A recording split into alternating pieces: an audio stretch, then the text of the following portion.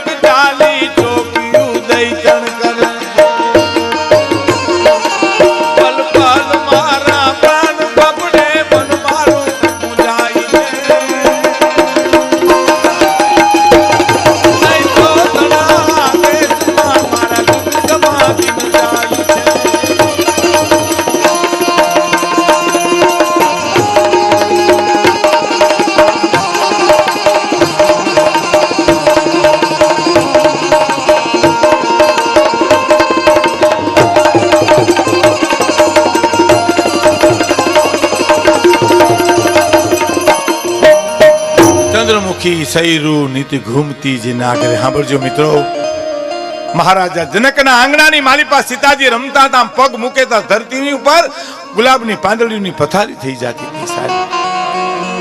ઈ જાનકીની ખડગ જાલી ચોકિયું દૈતન કરે સાહેબ. કલ્પના તો કરો. હવે સાંભળજો સીતાજીની વેદના. આખી હોનારી લંકાની વચ્ચે બેઠેલા સીતાજી હનુમાનજીને સંદેશો મોકલાવે. આ કડી સાંભળજો, બહુ સારી. કે છે ફટીક મણીના મેલ પણ વસનાર સૌ વિકરાળ છે. સોનાના મેલ છે હનુમાનજી, સ્ફટિક મણીના મેલ છે લંકાની માલિકા. ક્યા વાત છે. સ્ફટિક મણીના મેલ પણ વસનાર સૌ વિકરાળ છે. છે ફૂલ ફૂલની વાસ પણ સાપોતની રખવાળ છે. કહે દાદ કંચન થાળ માં પશુરુધિર પીરસાઈ છે. દૈત્યો તણાગા દેશમાં મારા દેશમાં બિરજાય છે. દૈત્યો તણાગા દેશમાં મારા દેશમાં બિરજાય છે.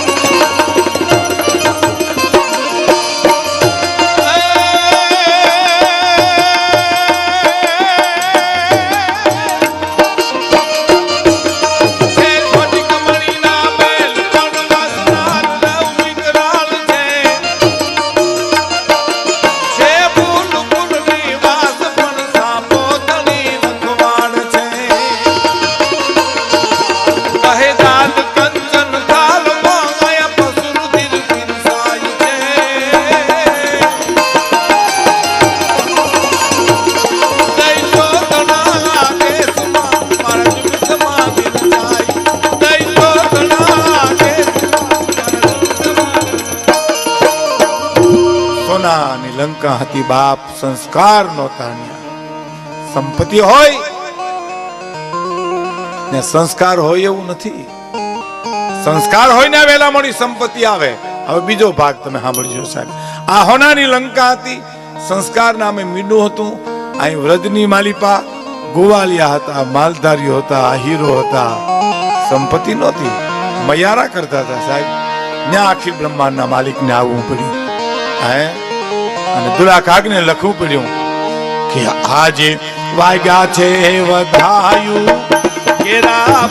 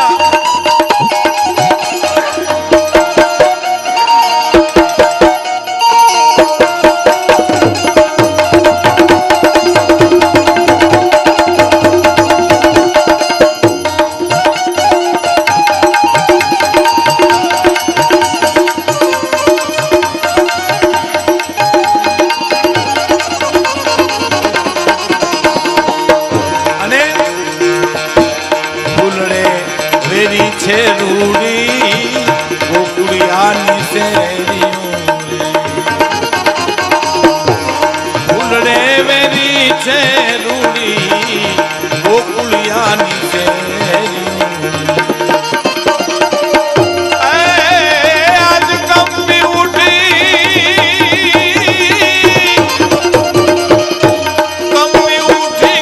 કંસની એક કચેરી